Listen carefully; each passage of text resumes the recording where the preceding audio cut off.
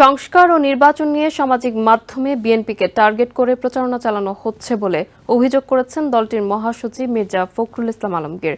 BNP কখনো আগে নির্বাচন পরে সংস্কার বলেনি বলেও দাবি করেন তিনি। বুধবার ঠাকুরগাঁওয়ের নিজ বাড়িতে নেতাকর্মীদের সঙ্গে মত বিনিময়ের সময় সাংবাদিকদের এসব কথা বলেন ফখরুল।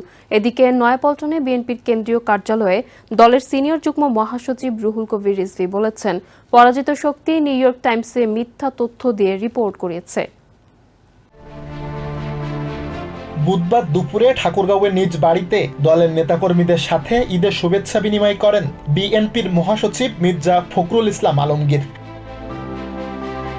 নির্বাচনের জন্য অন্তর্বর্তী সরকারের কাছে বারবার জোরালো দাবি জানালেও এবার কিছুটা ভিন্ন সুরে কথা বললেন বিএনপি মহাসচিব মির্জা ফখরুল। সাংবাদিকদের সাথে মতবিনিময় কালে তিনি বলেন, সংস্কারের আগে বিএনপি নির্বাচন চায়, এটি সম্পূর্ণ মিথ্যা ও ভ্রান্ত ধারণা।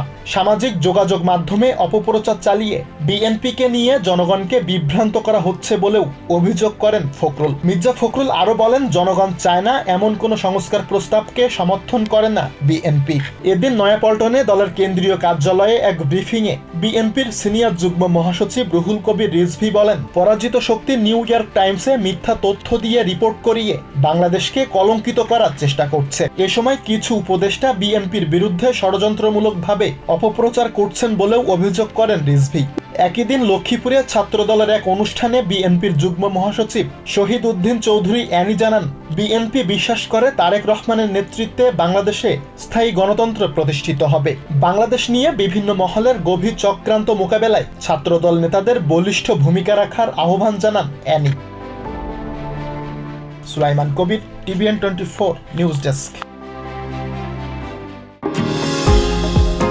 নিউ ইয়র্ক থেকে সম্প্রচারিত টিভিএন 24 টেলিভিশন বিশ্বজুড়ে বাঙালির কণ্ঠস্বর।